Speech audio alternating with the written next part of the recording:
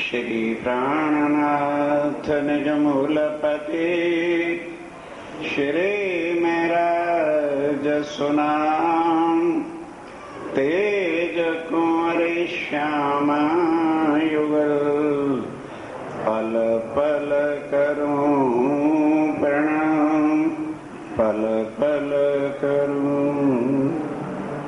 चले घर से चले दो मिलके वे मिलकर साथ बांध्या चितवती एक सौ दो नाते की बात दो नाते की बात। तो एक दिन आए घर में फरमाइए सुनिए। दोनों भाई आप हक श्री राज्य महाराज अक्षातीत पार ब्रह्म श्री प्राणनाथ जी महाराज जैसे देवचंद जी के तन में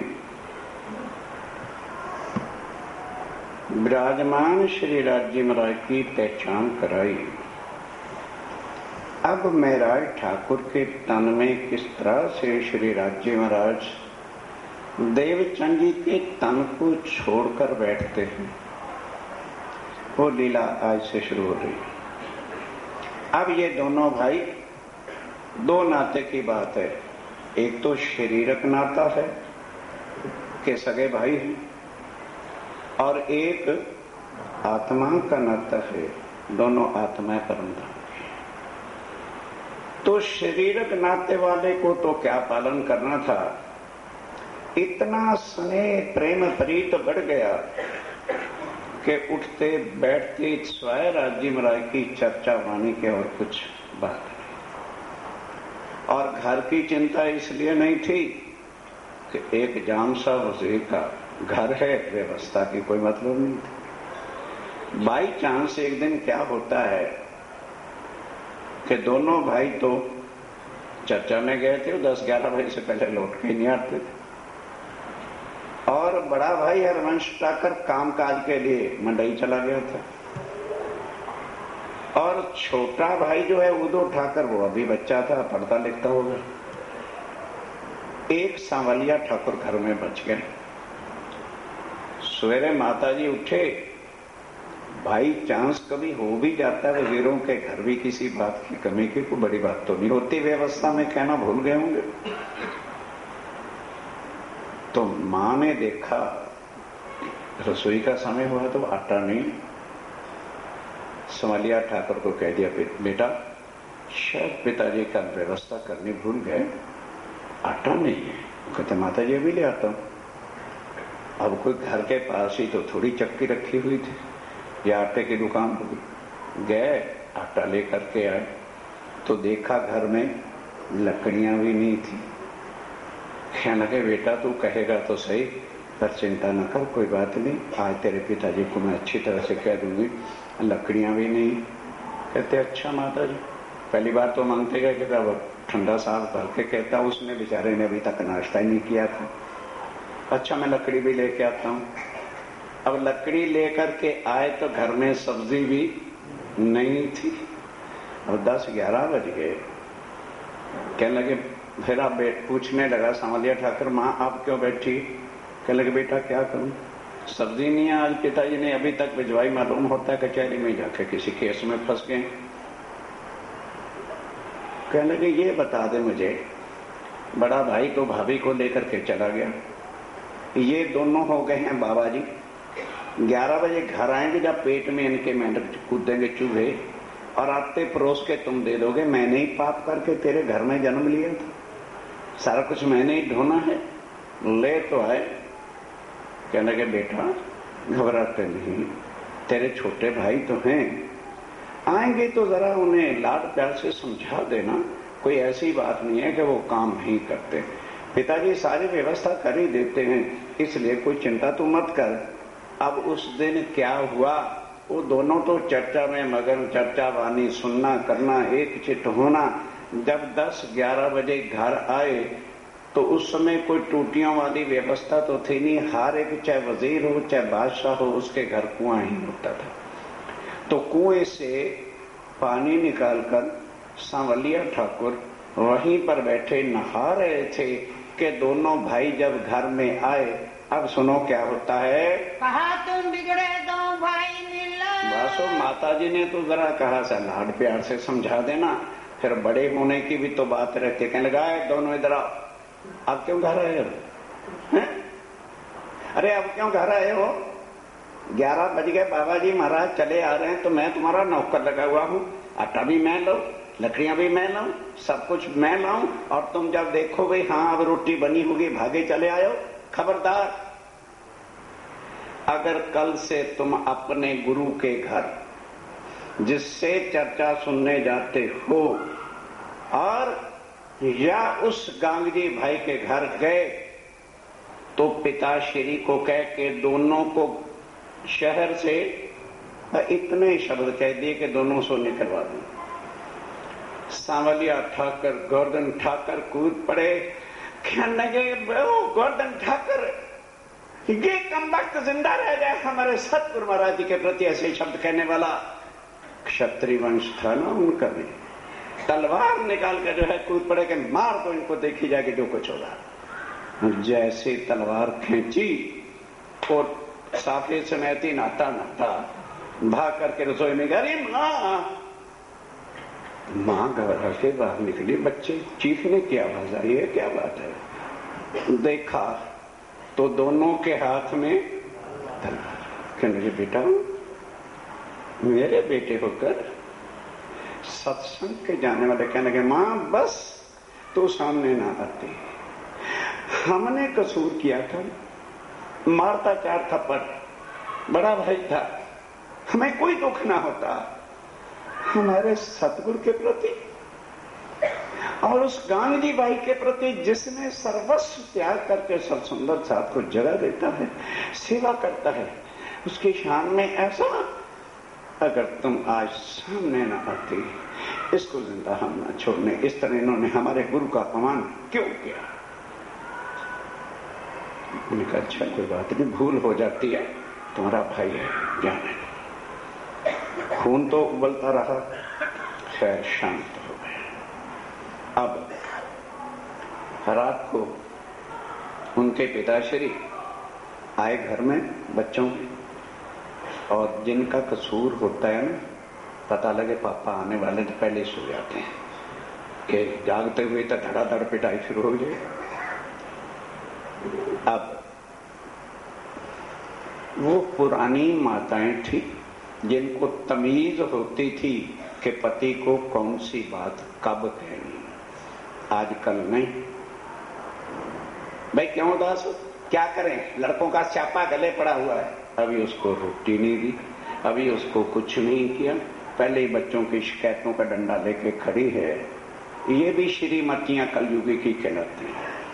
कुछ सीख के जाओ, संसारिक जीना भी और आत्मिक भी। कोई बात घर की है, पहले पति को शांत होना। आए, कपड़े वगैरह बदलवाए, शांति से भोजन कराया। जब सोने लगे थे, उनके माताजी कहते हैं सुबह जरा कचहरी जाने से पहले घर का भी एक कत्ल का मुकदमा है, उसका फैसला करके जाए। हम हैरान हो गए, मेरे घर में कत्ल का मुकदमा? कह रहे ये बात थी ना, तो कल आपने शायद भूल गए, दोष नहीं लगाया, भूल गए ना, आपने आटे की व्यवस्था की और ना लकड़ियों की व्यवस्था की।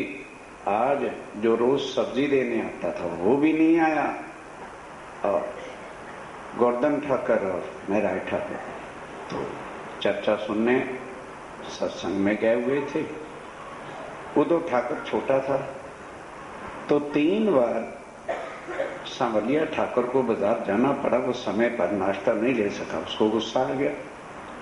तो मैंने प्यार से कहा भी वो दोनों आएंगे, उनको समझा देना, लेकिन वो समझाने की बजाय उनके गुरु और गोवर्धन उसके गांधी भाई के प्रति कुछ अपशब्द बोल दिए, उनसे सहन नहीं हुआ, कटारी ले करके दोनों के दोनों समधिया ठाकुर को कूदने के लिए निकला, मारने के लिए कूद पड़े, भाग करके रसोई में आ गया। इस तरह से मैं उनको सुबह जाके शांत किया है, अब कृपया पहले सुबह उनका फैसला करके तब चाहिए। उनका ये कौन सी बड़ी बात है, सबकी इच्छा पूरी कर देंगे। शांति से बताया ना तो शांति से कहने लगे कोई बात नहीं, सुबह कर देंगे। सवेरे उठे, अब आओ, पहले बड़े भाई को बुलाया, भाई सांवलिया ठाकुर क्या बात है, अब ध्यान से सुनो। सब कही केशव ठाकर ने सबकी बातें सुन रही। सांवलिया ठाकुर ने कहा पिताश्री ऐसी ऐसी बात हुई थी, मैंने गाली तो नहीं दी, इतना जरूर मैंने कह दिया कि अब अगर तुम इस तरह से बाबा बने रहोगे तो सारा कामकाज मैं कैसे करूं, अगर दोबारा जाओगे तो मैं उनको पिताजी को कह के गांव से निकलवा दूं। और मैंने कुछ नहीं कहा। उनको बुलाया, उन्होंने भी जो बीती थी सच सच बात कह दी। अब पिता का फैसला सुनो। कहते अच्छा ध्यान दो, भागवत भागवत भागवत भागवत, आज भागवत की परीक्षा कर दिन है। कहने लगे भाई तुम्हारे गुरु देवचंद जी ने 14 साल भागवत किससे सुनी थी, बोलो नहीं, किससे सुनी थी, कानजी भट्ट से। ठीक है, तो कानजी भट्ट देवचंद जी से तो ज्यादा अच्छा ज्ञान दे सकेंगे, इसलिए क्योंकि हम कहते हैं अरे देवचंद जी ने 14 साल भागवत सुनी तो तारतम्य मिला, हमको भी भागवत सुननी चाहिए। मैं ये पूछना चाहता हूं, कानजी भट्ट सारी उम्र भागवत सुनाते रह गए, उनको तारतम्य क्यों नहीं मिला, उनको राज्य ने क्यों नहीं दर्शन दिए? फिर भागवत एक देवचंद्र तो नहीं सुनते थे, राधा वल्लभी मार्ग में और भी सैकड़ों हजारों लोग भागवत सुनते थे, और गांधी भाई परमधाम की आत्म थी वो भी सुनता था, उनको राज्य ने दर्शन क्यों नहीं दिया? गुमराह लोगों के पीछे लग के अपने जीवन का सत्यानाश ना करो, नहीं तो करो, मना नहीं करो। जाओ उनकी चर्चा सुने, नरकों में घुसेड़ेगी और गंदी आदतें डालेगी कि बसते हुए मंदिरों के भंडारी पुजारियों को भड़काएंगे, छोड़ के आजा, मैं 100 रुपया तनख्वाह फालतू दूंगा। ये कर्म वो सिखाते हैं, यहाँ एक प्रेम सिखाते हैं, एक दिली सिखाते हैं, दिलों की मैल को उतार कर गले लगाते हैं, जिसका दोष हो उससे भी प्यार करना सिखाते हैं। प्राणनाथ जी की वाणी है, अवगुण काढ़े गुण ग्रहो, किसी के अवगुण ना लो, उनको भी प्यार से समझा दो। भाई क्यों अवगुणों की सीढ़ी पे जीवन नष्ट कर रहे हो? ये प्राणनाथ जी का मंदिर है, किसी व्यक्ति का नहीं। प्राणनाथ जी की वाणी की वर्षा होती है, इसमें अपने अवगुण को निकाल कर धो लो, आत्म निर्मल करके सुंदर साथ के चरणों की सेवा में लग ज्यों रहिए, ज्यों लग रही है, साथ में हो रही है, रेन समान हो जाओ। गुमान अकड़ अहंकार से कुछ मिलने वाला नहीं, उस एक अहंकार को मार डालोगे, 100 गुण तुम्हारे हृदय में आ जाने वाले हैं। अब लड़के क्या शर्त रखते हैं, जिनको यकीन था कि हमारे सतगुरुदेव चंद जी के अंदर साक्षात श्री राज जी महाराज बैठे हैं, कहता पिता श्री हम बिल्कुल कानजी भट्ट से चर्चा सुनने को तैयार हैं, यदि हमारे प्रश्नों का उत्तर नहीं देगा तो फिर कहने लगे फिर तुम्हें छुट्टी हो, जहां मर्जी जाना। कहने लगे चलो अभी चलो, कानजी भट्ट के पास हम जाते हैं, जो भागवत के बोलो बोलो बोलो जन्म से सुना रहे थे और भागवत के धर्म को मानने वाले राधा वल्लभियों के सबसे बड़े गादीपति आचार्य थे। उनके पास वजीर साहब अपने लड़कों को लेकर के गए, बाप पिता ले चले तिनके, बाप पिता दोनों लड़कों को लेके, किसको, मेराई ठाकुर और अभी वो प्राणनाथ नहीं है, अभी वो महराज ठाकुर और गोवर्धन ठाकुर हैं। दोनों को लेकर के वहां गए, वे बैठे जाके ताए। अब वहां कांजी भट्ट अंदर थे, जाके आसन वगैरह बैठ पड़े हुआ था, बैठ गए, लड़के भी बैठ गए। अंदर पता चला कि वजीर साहब आए हैं, भागे चले आए, आके बड़ा सत्कार किया, बिठाया, आदर किया। कई भट्ट लड़के कछु पूछा था। उन्होंने पूछा महाराज आज कैसे कृपा की? कहने लगे और तो कुछ नहीं, आप जानते हो हमारा पूर्व जन्म से ही राधावल्लभी मार्ग है। ये बच्चे कुछ भागवत के 2-4 प्रश्न पूछना चाहते हैं, तो आपके बिना जामनगर में और कौन है? आप ही राधावल्लभी मार्ग के आचार्य हैं, तो इनके प्रश्न जरा ऊपर की बात से न सुनो, एकाग्र चित्त से इनके प्रश्न सुनो और फिर सोच समझ के इनके प्रश्नों का उत्तर दो। जवाब चित दे, जवाब दो चित दिया, यानी ऊपरी ऊपरी बात को सुनो और अटपटा जवाब दे दो। तब पूछी दो भाई ने, तब दोनों भाई हाथ जोड़े। अभिमान है इनका, बड़े प्यार और नम्रता से क्या पूछते हैं? भाया भट्ट कितने गुण के लोग? भट्ट जी महाराज आगे का ज्ञान तो हमें आता नहीं, इतना ही कितनी नम्रता है, कितना प्रेम है कि ये जो सारा संसार है इसमें लोक कितने हैं? नोट करो, यही का प्रश्न पूछा है, आगे का नहीं पूछा। और कितने तत्व हैं और गुण कितने हैं? तत्व कहो कितने सही? ये बता दो कितने तत्व से पाताल से वैकुंठ निराकार तक सारा ब्रह्मांड बना है? कितने परलय आलोक? और कितने प्रकार की परलय है? 4 प्रश्न। लोक कितने हैं, गुण कितने हैं, तत्व कितने हैं और प्रलय कितने प्रकार की है? त्रैगुण से चौथा गुण नहीं। उत्तर दे रहे हैं कौन? कांजी भट्ट के भाई 3 गुण हैं, चौथा गुण नहीं। रजोगुण, तमोगुण, सतोगुण, इनसे 3 ही देवता हैं, ब्रह्मा, विष्णु और महेश। ये 3 त्रैगुणों के स्वरूप को तरदेवा कहते हैं। 5 तत्व से छठौना तत्व। और पाताल से वैकुंठ तक देवी देवता ब्रह्मा विष्णु महेश आदि नरेंद्री 5 तत्वों से सारा ब्रह्मांड, मकान, पशु पक्षी, जरा जमीन 5 तत्व से बना है। जल, वायु, अग्नि, पृथ्वी और आकाश, ये 5 तत्व हैं, छठा तत्व नहीं है। 14 से लोक नहीं चंद्रमा। 14 लोक है, 7 लोक नीचे, 8वां लोक ये है जिसमें हम हैं, और 6 लोक ऊपर हैं। छठा लोक 14वां वैकुंठ है, जिसमें केवल 3 पुरियां हैं, ब्रह्मपुरी ब्रह्मा जी की, शंकर जी की पुरी और विष्णु भगवान की, वो 14वां लोक है। उससे आगे कोई लोक नहीं, उससे आगे 8 आवरण हैं। और परलय 4 7। और 4 प्रकार की प्रलय होती है। ध्यान के साथ श्रीमद् भागवत 12वां स्कंद 2 अध्याय में एक 4 प्रकार की प्रलय लिखी है, जिसने देखनी हो देख सकते हैं। एक होती है नित्य प्रलय।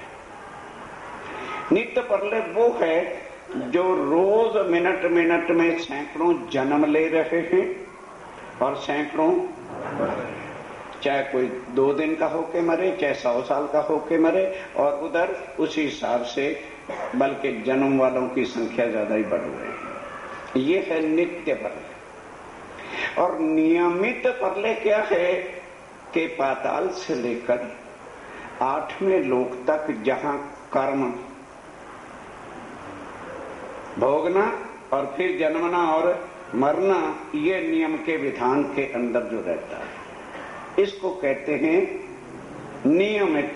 मतलब कर्मों के आधार पर कर्म करना, मरना, भोगना, चलना। उसके बाद क्या है? प्राकृत प्रलय। तरदेवा और वैकुंठ बचता है, बाकी सृष्टि का लय होता है, उसको कहते हैं प्रकृति का प्रलय।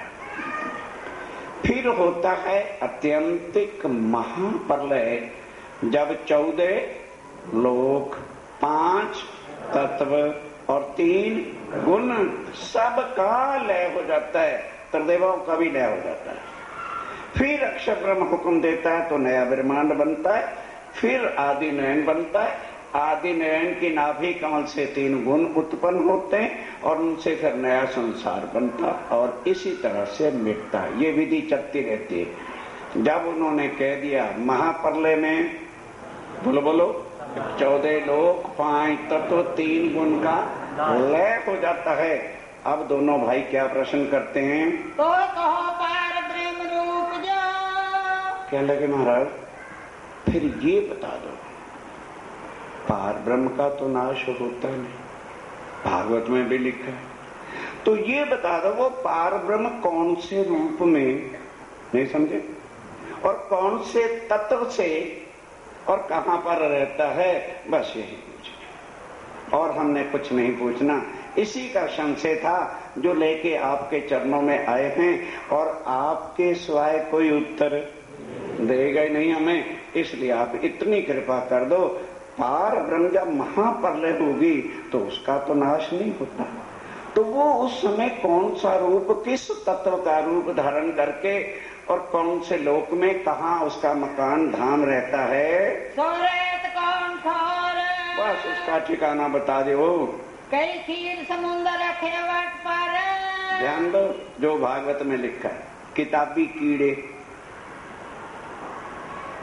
क्या कहते हैं कि पाताल में क्षीर सागर है, उस पर एक बड़, कई बट बोलते हैं हिंदी भाषा में और इधर उत्तर भारत में बड़ बोलते हैं। बड़ के पेड़ पर, क्षीर सागर में एक बड़ का पेड़ है, ये भागवत का प्रसंग सुना रहा हूं। उसके ऊपर अंगूठे जितना रूप धारण करके पत्ते पर बैठ जाते हैं।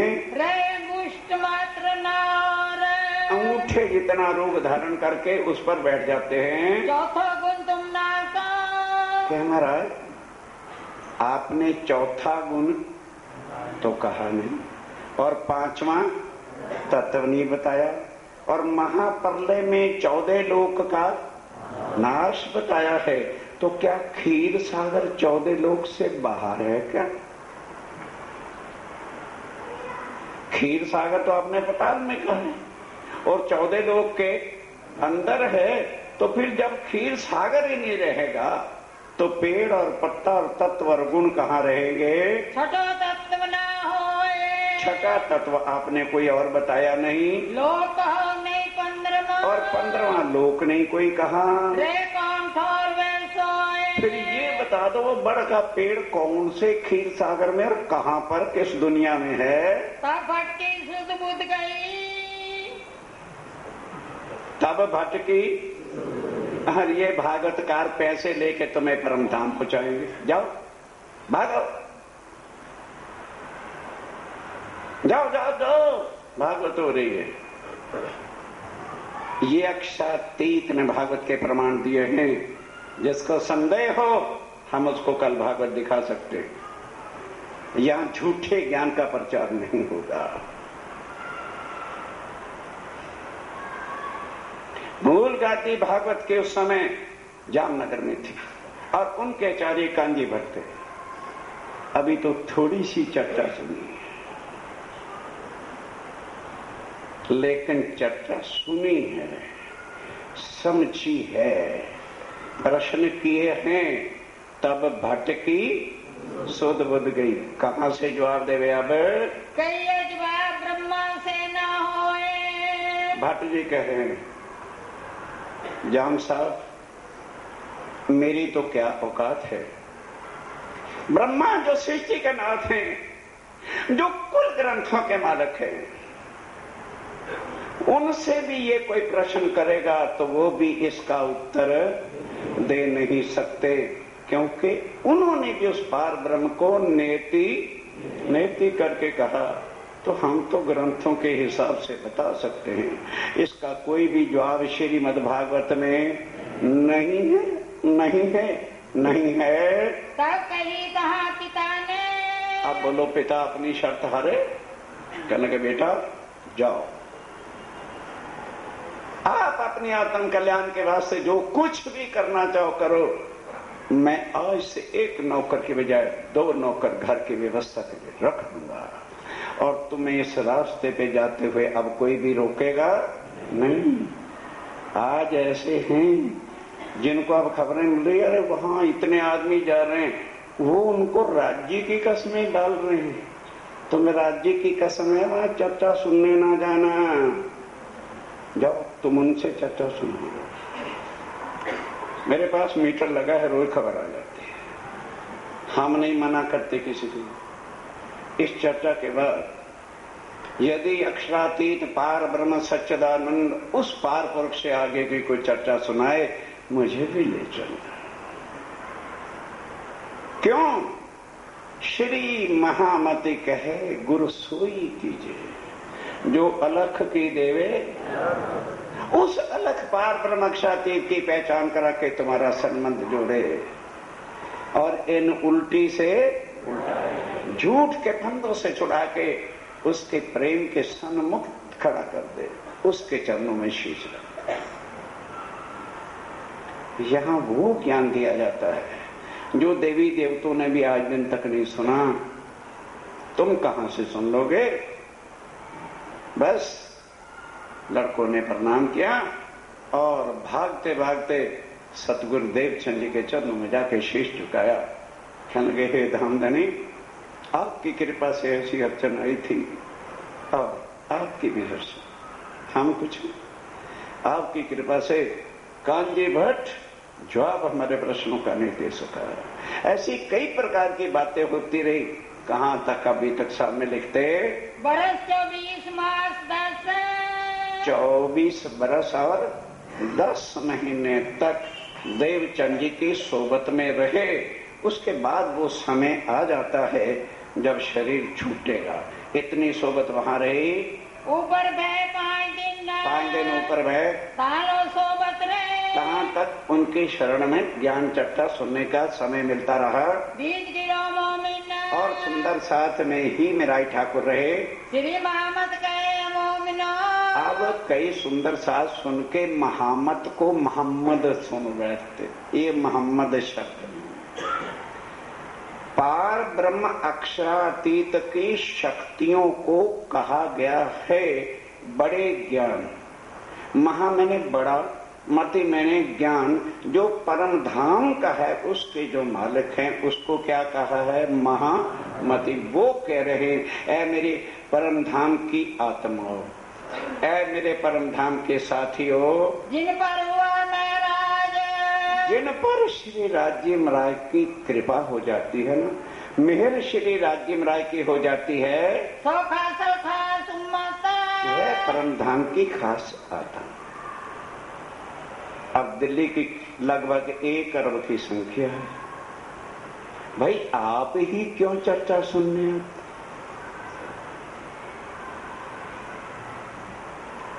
क्या 1 अरब में से 4-5 हुई?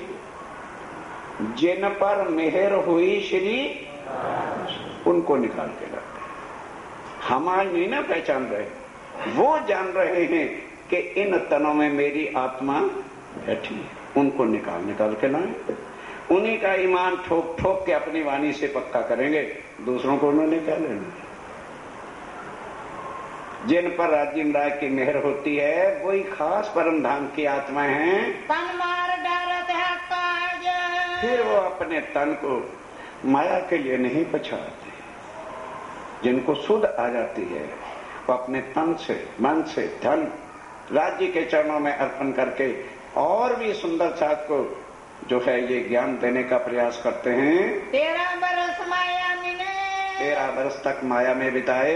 हाँ ऊपर लौकिक बोझ, कुछ संसारिक बोझ था, राय तरफ रहता, और राज्य के चित्त उधर ही रहता है। रमे बीज कौशल, और खूब परमधाम की बातें सुन सुन के उसके अंदर ही चित्तवन लगाते हैं। चर्चा नीति विचारी, और चर्चा जो सुन के आते हैं ना, ये नहीं प्रसाद लिया और घर चले गए ना, उसके बाद बैठकर विचार करते हैं कि अभी आज क्या क्या प्रसंग चर्चा में सुना था। मन में बड़ो विलास, और मन में में बड़ा उमंग, आनंद, दिन प्रतिदिन खुशियों का कोई ठिकाना नहीं, आनंद की कोई सीमा नहीं है। एक दिन श्री महाराज को आप ध्यान देना, माया बड़ी कुड़बक है ना।